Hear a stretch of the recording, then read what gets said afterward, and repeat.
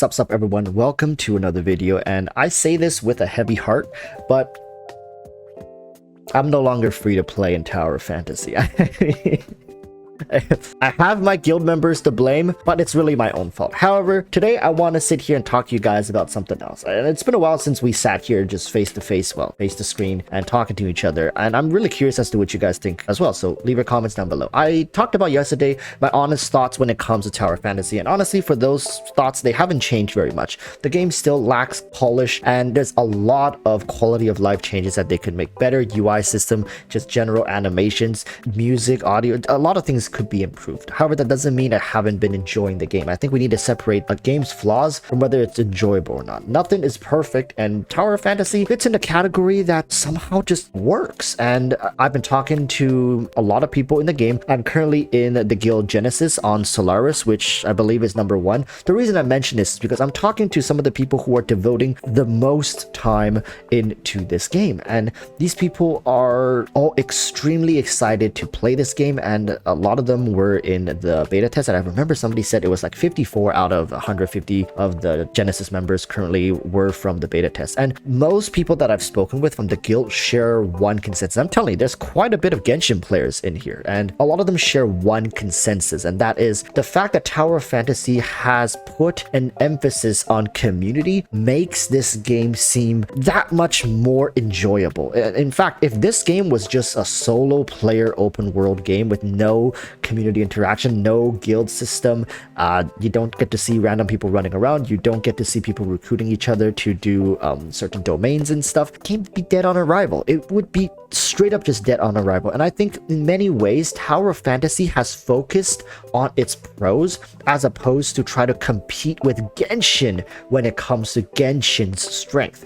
But the video today, I want to focus more on what it is that Tower of Fantasy can bring to the table to not only carve a space for themselves in this community when it comes to anime open world RPG games, but as well as edge Genshin to improve. And I think a lot of the people who are playing Tower of Fantasy aren't doing it to spite Genshin. I mean, there's definitely a certain amount of people who's like, I'm gonna play Tower of Fantasy because I want to make this game succeed so Genshin can kiss my ass. But, you know, what we really need to do is see the strength of Tower of Fantasy. And I know a lot of you guys are playing both games. I'm playing both games. In fact, Genshin Impact's 3.0 Sumeru update is coming in about a week or so, and the live stream is happening in a couple hours here. I mean, if you're watching this video when it goes live, we're about to see Sumeru. That is exciting stuff. I'm not saying Genshin is struggling. I'm not saying Genshin is going to die because Tower of Fantasy is here. I'm saying there's room to improve for both games. And now that Tower of Fantasy has come out,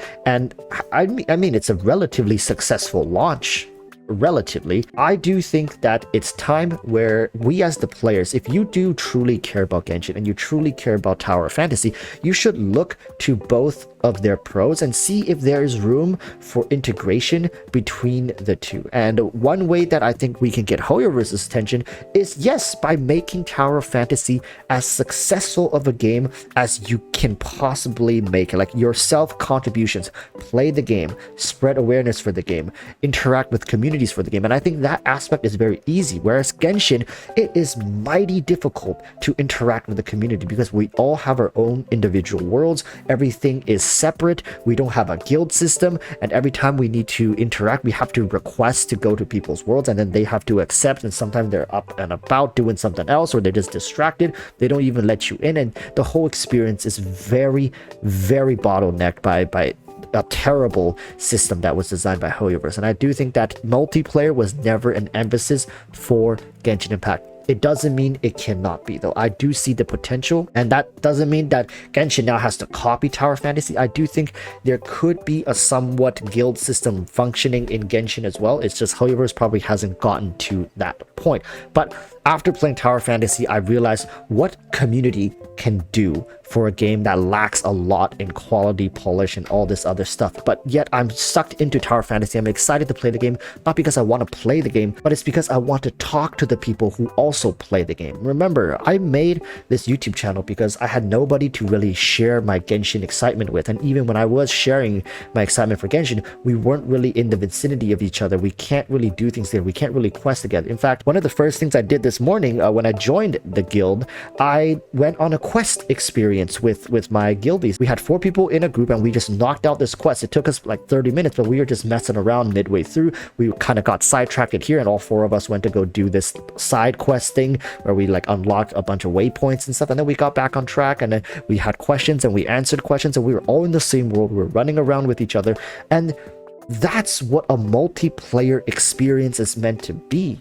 This is very much like an MMORPG, whereas Genshin is a solo single player role-playing game, which is not wrong. I think a lot of people, after playing Tower Fantasy, they were like, no, I really can't do this. There's too many people, there's too much interference, I don't enjoy this at all. I much prefer Genshin's chilled, laid-back playstyle, and that I get control over my world, my space, my domains, and everything like that, which is absolutely fine. I do think that Genshin doesn't need to force multiplayer and open world in that aspect, but having a guild system, having people, or having an interface in the game where people can interact with each other to build a community, to kind of stay connected with the people they care about, at least in the framework of playing Genshin. I think that's important. I think that after playing Tower Fantasy, that's the key aspect that's missing for Genshin. Well, a lot of these YouTube channels, a lot of these Discord servers, yeah, they serve as an alternative, but it's not the same as when you're in-game and in the Discord at the same time.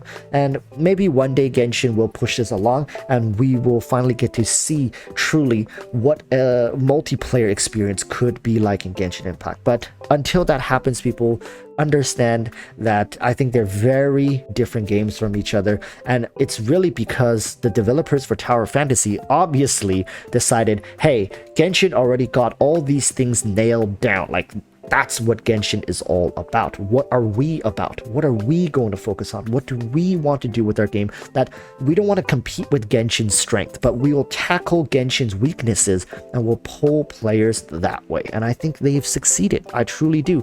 I think there was probably like what, 5% to 10% of Genshin's player base who really didn't like how Genshin was operating. And I think most of them have kind of slowly left the game over time. And with each big game release like Elden Ring and all these other games that have come in between, Lost Ark and now Tower Fantasy, and more down the line as well, eventually the players who don't find Genshin alluring are going to find alternatives to play, which is what's healthy for the game. And with each passing, I do think it's necessary that we make sure each game that takes players away from Genshin is able to develop not like a death blow, but just a little nudge, be like, hey, that's why they left. And I think we have the power to do that. You have the power to do that. We should promote these kind of things if you truly think that it's going to both benefit Tower of Fantasy as well as the development of Genshin Impact into more features that the player base has been asking for a really long time. I mean, that's what I think. Please comment down below. What do you think? I think Tower of Fantasy has come out at a great time, whereas Genshin Impact, you know, on the launch of Tower Fantasy, Genshin Impact just dropped all the news and be like, look at this, look at this. I'm not saying it was desperate, but it felt desperate. It felt like Genshin was a little panicked, be like, hey, look at us, look, we're dropping all this cool stuff, right? It's neat.